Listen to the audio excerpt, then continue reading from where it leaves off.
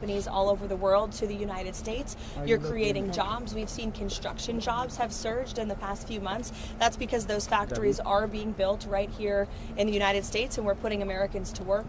So our manufacturing sector is obviously something the president cares a lot about. That's why he's so determined and dedicated to his tariff policy, which, as you all saw yesterday, the president struck another great trade deal with India. He spoke with Prime Minister Modi directly. They share a very good relationship.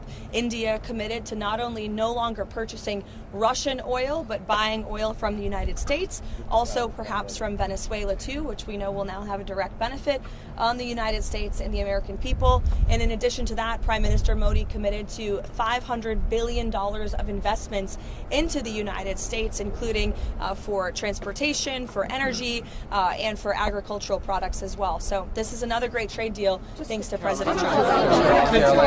Why was Tulsi Gabbard involved in a domestic law enforcement search in Georgia? Tulsi Gabbard has been tapped by the President of the United States to oversee the sanctity and the security of our American elections. She's working directly alongside the FBI Director, Kash Patel. This is a coordinated whole-of-government effort to ensure that our elections, again, are fair and transparent moving forward. I don't see anything wrong with the President tasking a cabinet member to pursue an issue that most people want to see solved.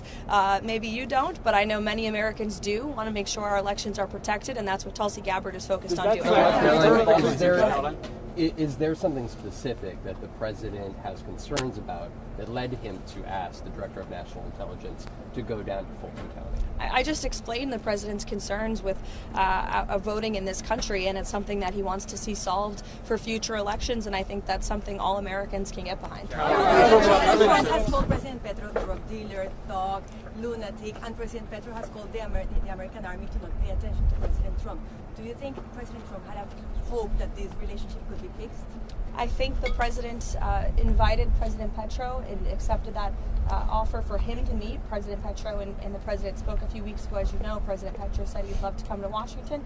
President Trump said, sure, come. So I think that speaks for itself, and again, I'm sure the president will provide a readout of that meeting. Sean, given the recent news and what just happened, how much does this escalate tensions ahead of these critical talks that are happening with Witkoff? Oh, look, I just spoke with Special Envoy Witkoff, and these talks, as of right now, are still scheduled. President Trump is always wanting to pursue diplomacy first, but obviously it takes two to tango. You need a willing partner to achieve diplomacy, and that's something that Special Envoy Witkoff is intent on exploring and discussing. As always, though, of course, the president has a range of options on the table with respect to Iran. As commander-in-chief, I think they learned that quite well last year with the strike in Operation Midnight Hammer, which was wildly successful and obliterated their nuclear capabilities. But those talks will continue later this week as far as we're concerned right now. President Trump was talking yesterday about how President Putin had agreed to a week-long halt on attacks on Ukraine because of the cold weather. But today we've seen that Russia has launched some of the heaviest attacks this month. What's your reaction to that? Yeah, I spoke with the president about it this morning, and his reaction was unfortunately unsurprised. These are two countries who have been engaged in a very brutal war for several years, a war that would have never started if the president were still in office. It started because of the weakness and incompetence of the previous president, Joe Biden, and that's why the president continues so aggressively to pursue diplomacy to end this war. That's why Special Envoy Witkoff and Jared Kushner will be in Abu Dhabi tomorrow for another round of trilateral talks. I would note the trilateral talks that took place last week or the week prior are historic by nature. Never before have all three of our countries really been able to sit down at the negotiating table to move the ball forward towards peace. So Special Envoy Witkoff and Jared Kushner and President Trump made the impossible possible with respect to peace in the Middle East, and I know they're looking to do the same with respect to the Russia-Ukraine war as well. Jake. On Harvard, the president said yesterday he's now seeking $1 billion from Harvard. One, how do you arrive at that number? And two, he said he wants criminal, not just civil, charges against individuals at Harvard. Does he want to see Harvard officials arrested there criminally?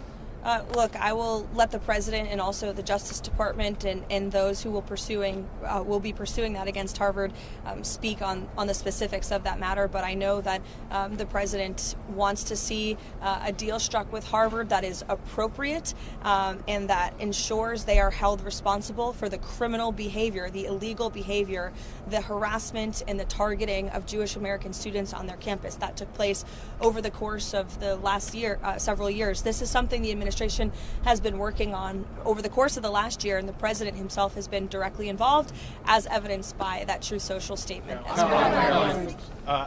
What does President Trump want to see happen during this 2-week negotiation period for DHS funding? Is he confident that a deal will be reached? And what specifically is he willing to accept on some of the ICE and Border Patrol reforms that Democrats are asking for? Well, look, President Trump will be the ultimate decider of any policy changes on anything, especially with respect to immigration enforcement.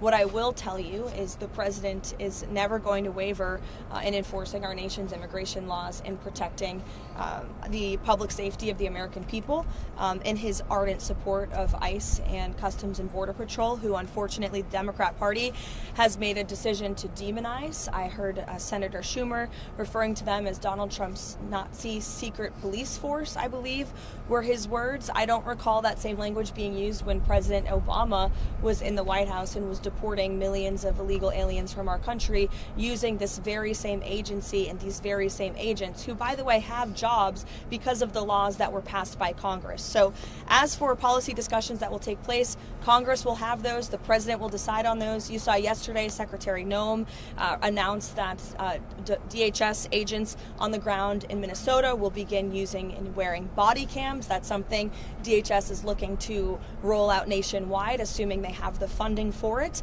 So that could be part of the discussion. I know Tom Homan has been on the ground in Minnesota. He's there again today for direct dialogue with state and local officials to move these conversations forward as well. And I think you'll be hearing more from Mr. Homan tomorrow on some of the progress that has been made. So look, we're willing obviously to have this dialogue and to talk and to listen, but we are not going to concede in enforcing our nation's immigration laws and delivering on the mandate the president was given by nearly 80 million Americans to deport illegal alien criminals from our country. Venezuela, any preparations for a visit from Delcy Rodriguez from Venezuela, and your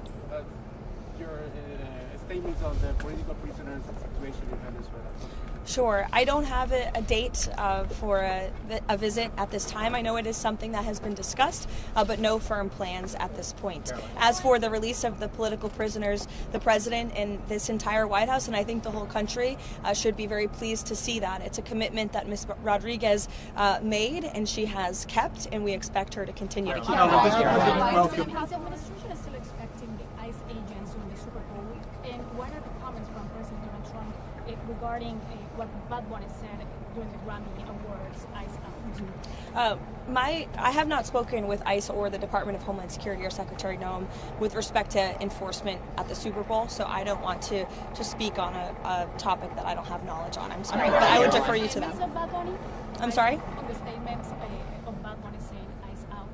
Yeah, I mean, look, I think it's very ironic and frankly sad to see celebrities who live in gated communities with private security, with millions of dollars to spend protecting themselves, trying to just demonize, law enforcement, public servants who work for the United States government to enforce our nation's laws.